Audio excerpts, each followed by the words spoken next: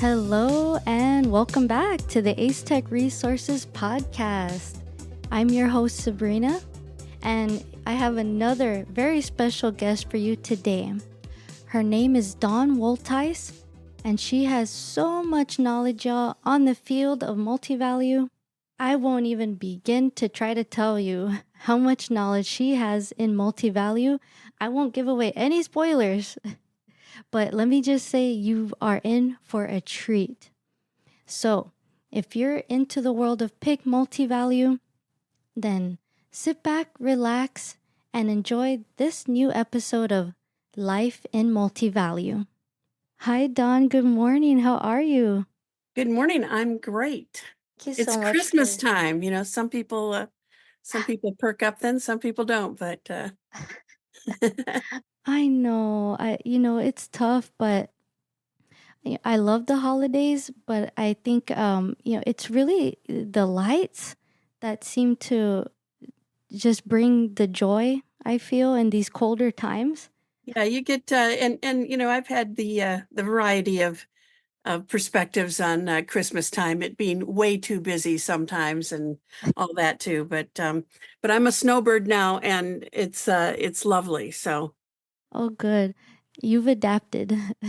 yes. Thank you again for popping in today. Um, let's go ahead and dive on in.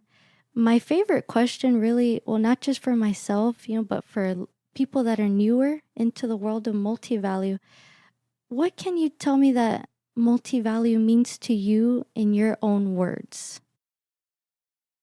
Yeah, I have. I know you're going to ask me about how I got into multi-value, so I won't give a full history here. But when I hear multi-value, I think of International Spectrum and Gus Giobbe, who gave us that name when the name of these products was otherwise called pick and pick-alike products. So I think of multi-value as a nice way of having an umbrella term for the pick and pick-alike products. And those products, what distinguishes those, what makes something a pick or a pick-alike product, is that they started with this, and everybody's got an angle, right? It's kind of like the blind man and the elephant. Do you know that poem? Uh-huh. Yeah, so you like might land on the trunk and you think it's this, might land on the leg and you think it's something else. So I'll just give my angle on it because I know you're interviewing other people who will give their angles, but I came to it through the query language and the fact that you could ask questions of your data, which is so today with the natural language processing and AI of being able to ask questions of your data.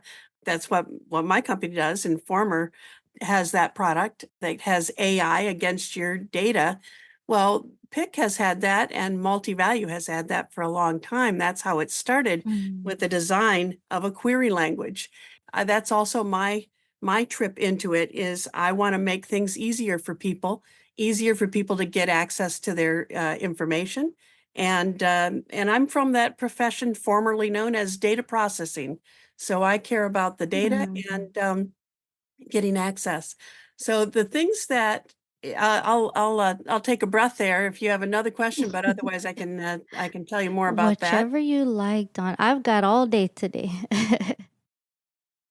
Okay, well I'll tell you some of the things that I came into multi-value with was that I liked the data model that gave us kind of three things that were not found in some of the more contemporary products, the SQL Mm. products, which now the more contemporary products look more like what we're doing. So with multi-value, and that is that when you're asking questions of your data, if you ask a yes or no question, you get a yes or no answer.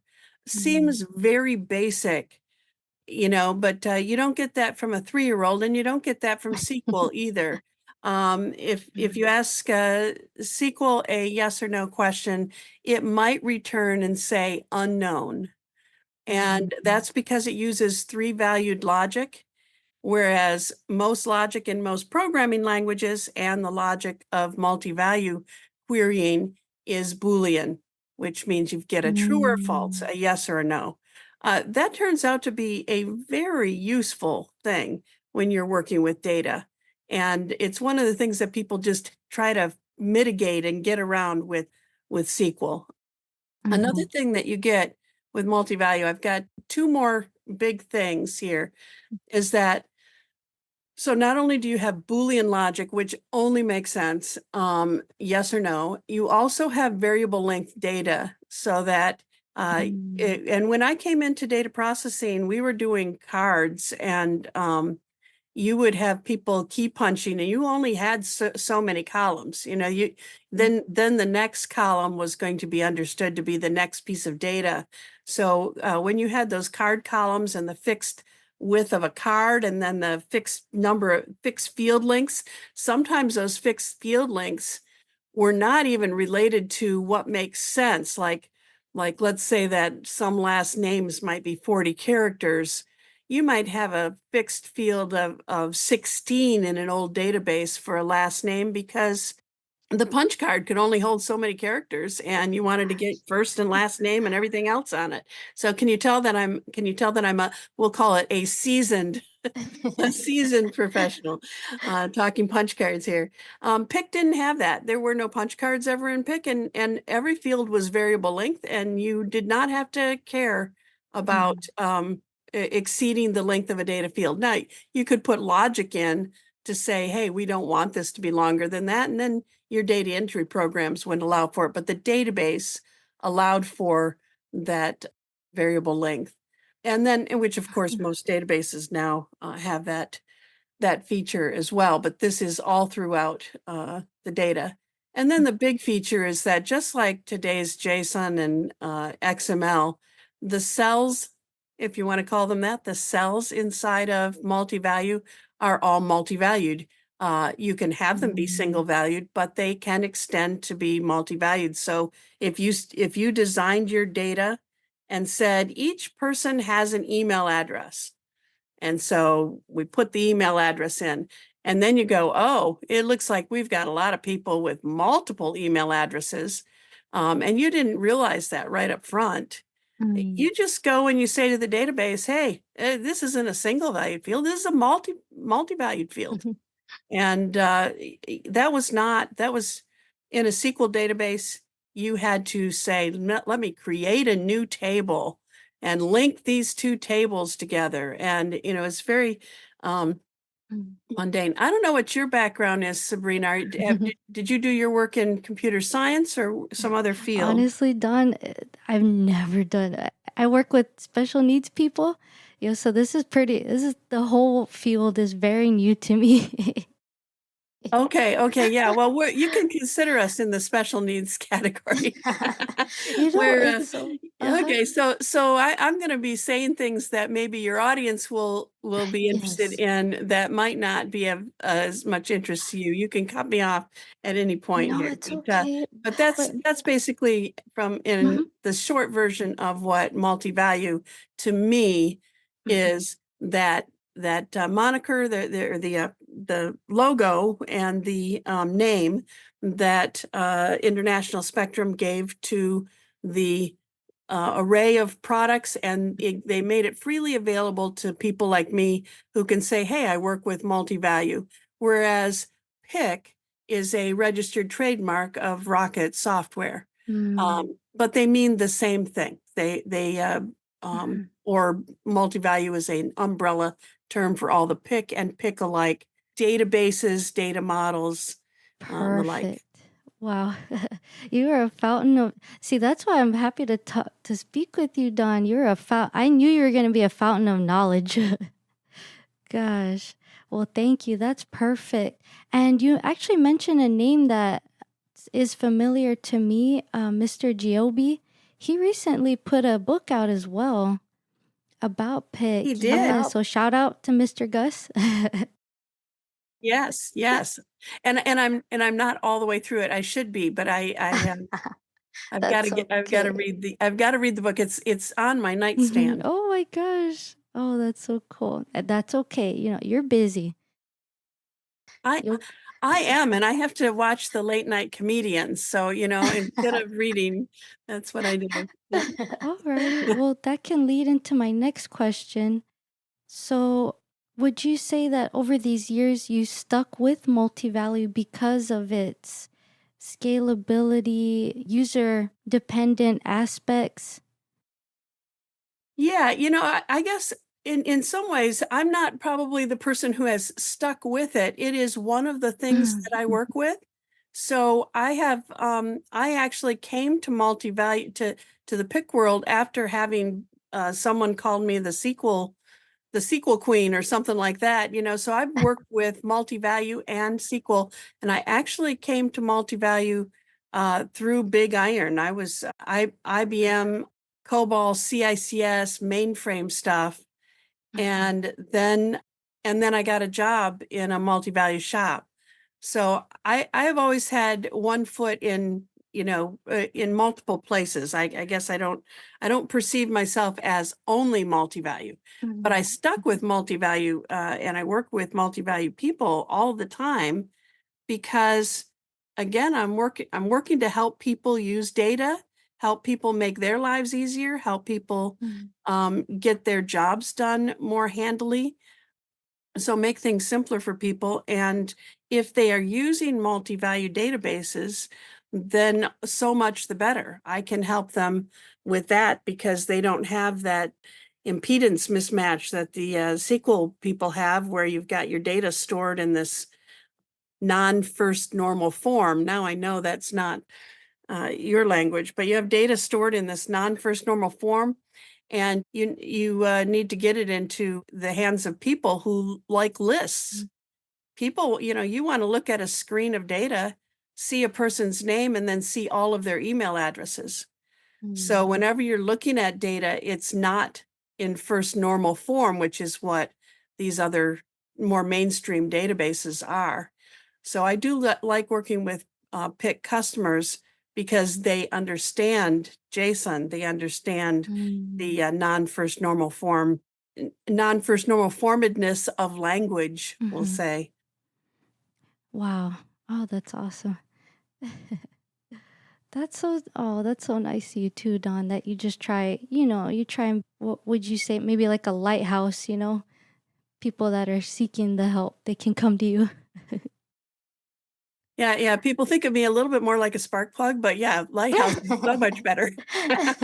Perfect. Okay. What are some of your fondest memories in the field of multi-value? I'll start with a little bit of how I got into multi-value was that I came from, like I said, from Big Iron, and then I got a job in management. And so all of my jobs in multi-value have been in management. And until recently, I hadn't programmed myself. I had programmers working with me, but I got into it in 1988. I took a job in an organization that had Prime information running on a Prime computer.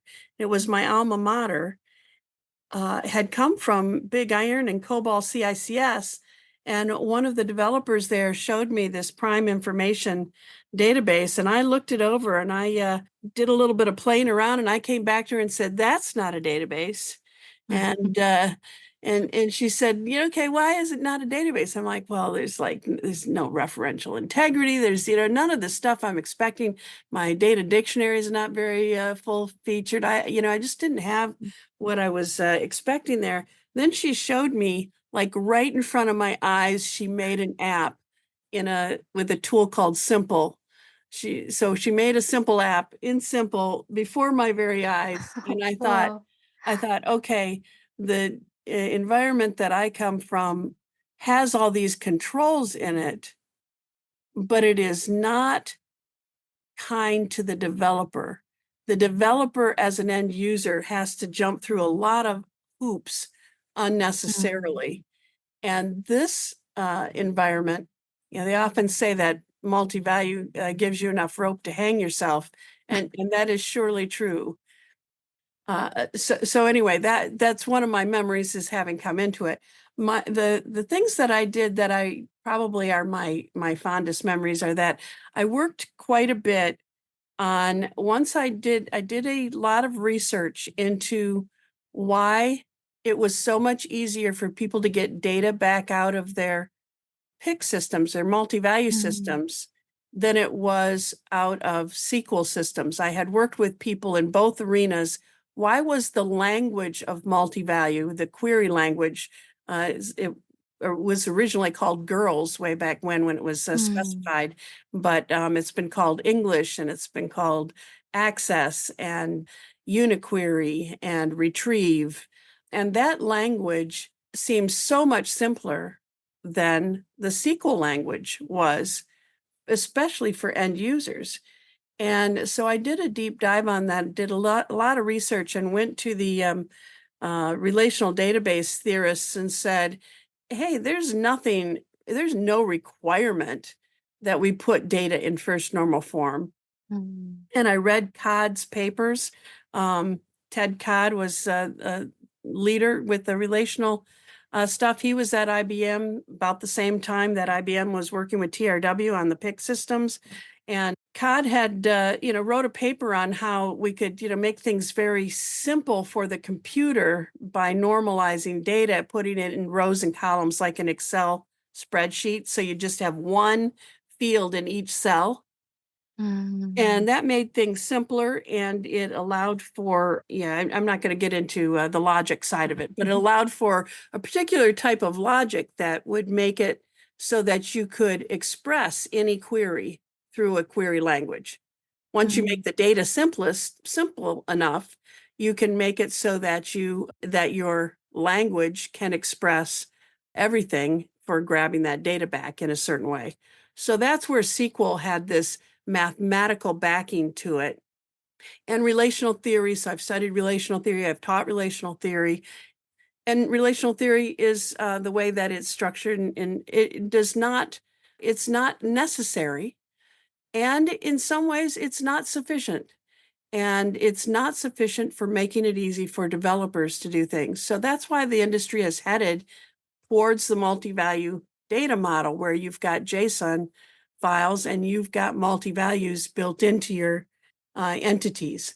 So I worked quite a bit on that, and I was delighted to see. I wrote a blog entry called "Is Cod Dead?" Now he was at the time. I wasn't trying to predict anything, but making his 12 rules for data. It's really, he wasn't so ardent about making that, forcing that into products, but some of his disciples were very into the productization and the deployment of these 12 rules for data. And I took away that first one, that first normal form, in my opinion, and I put that in a blog entry. So I've written that up. It's not academic, but it's academic enough that people will understand why is it not essential. And this is, in the early 2000s, and by now, nobody has to be convinced of that, or very few people, only the people who are still steeped in it. But very few youngsters coming in have to be convinced that you can work with your data in non-first normal form. They work with JSON or XML all the time. So that's my biggest joy, I think, in the profession, was that. I also did this family tree poster for the multi-value family tree and interviewed a bunch of people. And, just like you're doing an interview here, I sometimes didn't know what they were telling me, but I was understanding some of it, and got enough of a picture of the history of multi-value to draft a chart to sort of get it straight in my mind. What are those products? And there are many, many database products over the years that have been made with that PIC model. So that family tree poster is out of date. I last updated it in 2020. And since then, Rocket has acquired the JBase product. So there are fewer players, fewer manufacturers of the databases, we'll say, with Rocket Software being the primary one, but also with folks like Revelation with their Open Insight software. And NEC has Reality. And there's open source, Scarlet DME, And there's my friends in South Africa with Pro Solutions. So there's a few others besides Rocket Software doing multi-value solutions, and that family tree shows the kind of the history of that.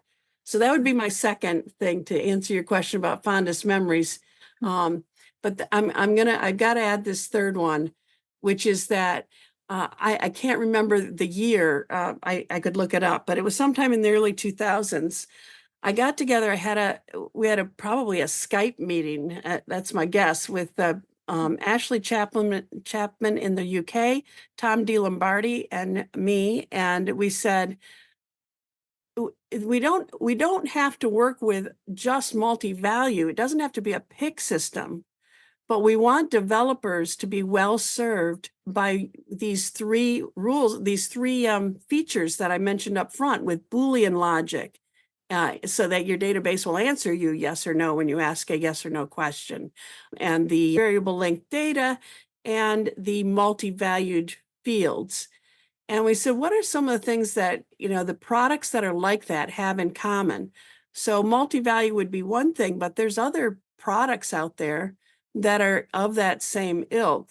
And can we come up with, just like multi-value was a name that they gave to this group, can we come up with an umbrella term that relates to all of these such products? And what we came up with was, we said, yeah, the key feature of them is that they don't have to use SQL to access them.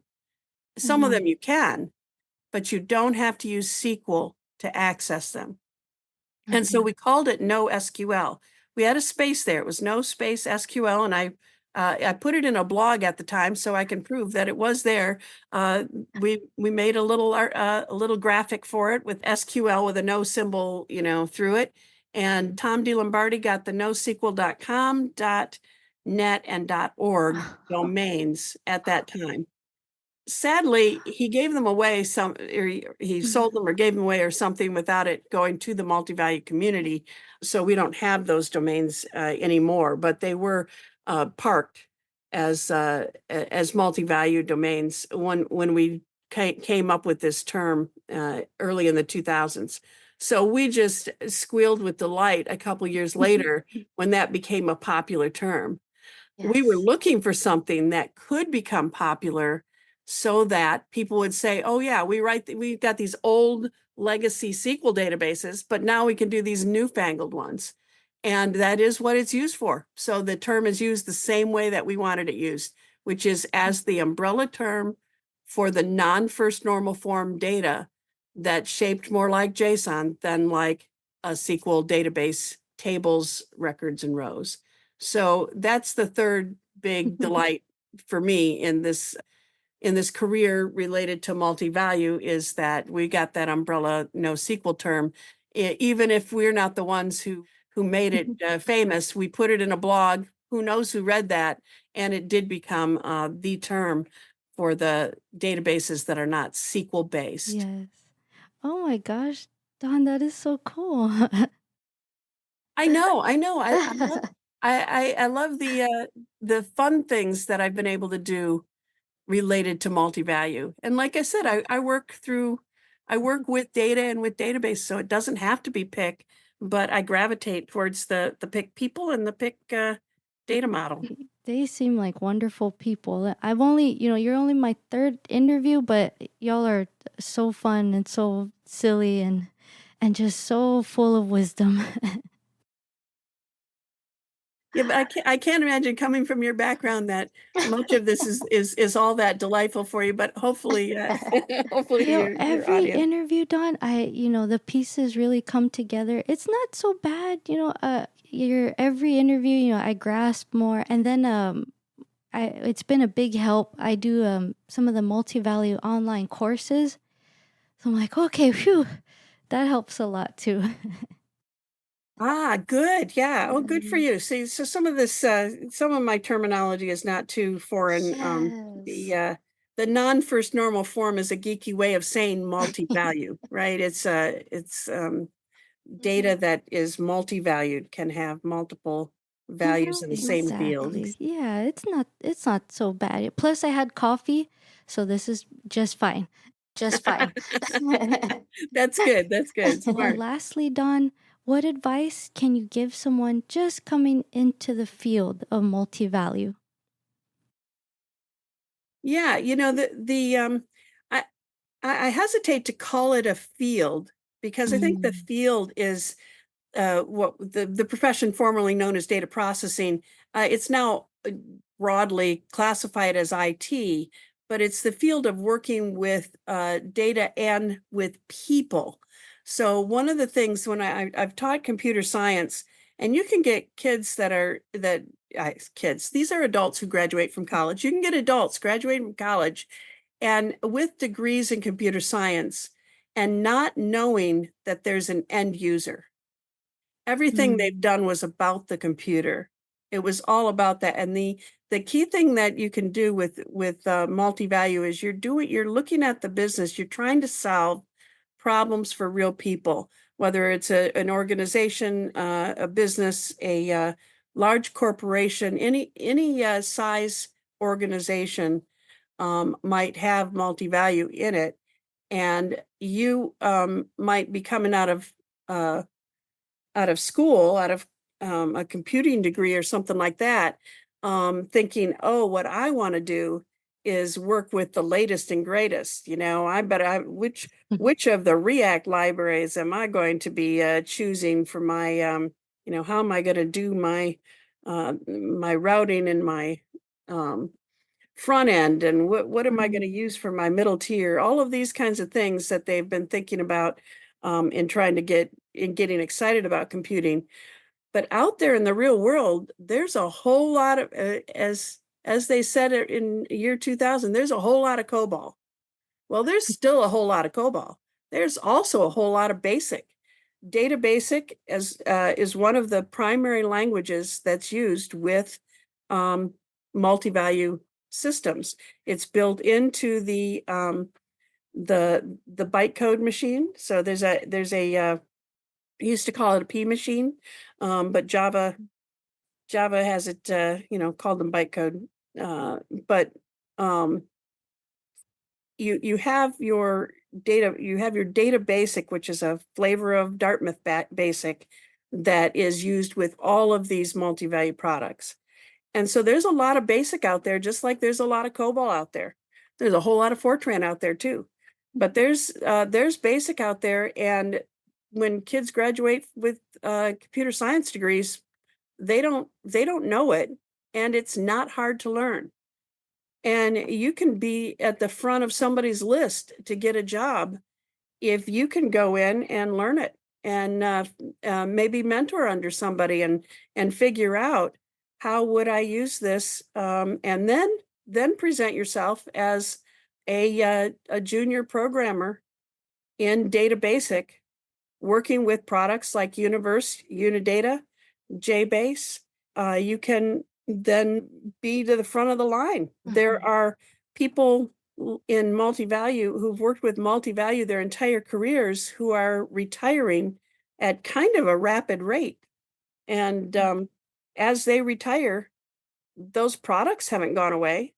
There's Mhm. I mean, some of them have. Some of them have migrated to other things, but they don't migrate easily because you're really squeezing it if you try to go to SQL. So I would suggest to anybody who's interested in learning this, like I said, it's the same field. You're in the same field of helping users get their work done, typically in the business world, helping business users enhance their lives, enhance their jobs, make things easier, make things better, make things more accurate. It's a good profession to be in. Wow. Oh, that's amazing. Thank you so much, Dawn. So, is it safe to say that you think the future of multi-value looks pretty bright? Well, I popped it up that level to the NoSQL databases, and if you put it under that umbrella of NoSQL, that's where Microsoft's got their Mm. Cosmos database.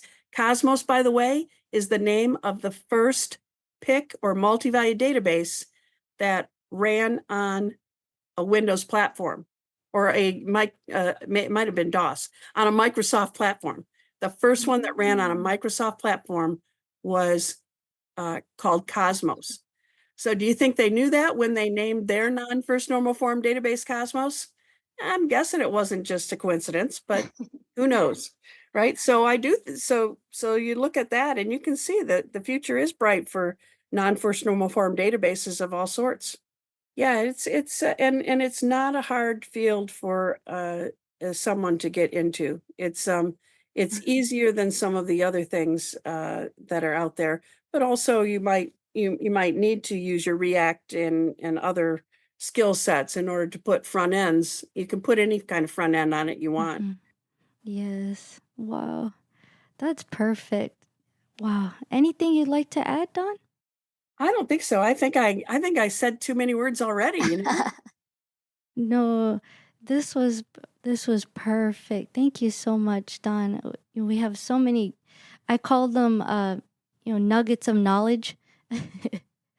So you left so many golden nuggets today. Well, thank you, and I appreciate the opportunity. Yes, thank you so much, Dawn, for your time. I loved our chat. Well, take care now, Dawn. Thank you so much. Bye-bye. Bye-bye. That concludes today's episode. Thank y'all so much for joining. And you can visit our website at acetechresources.com. Thank you so much for stopping in, and I'll see you in the next episode.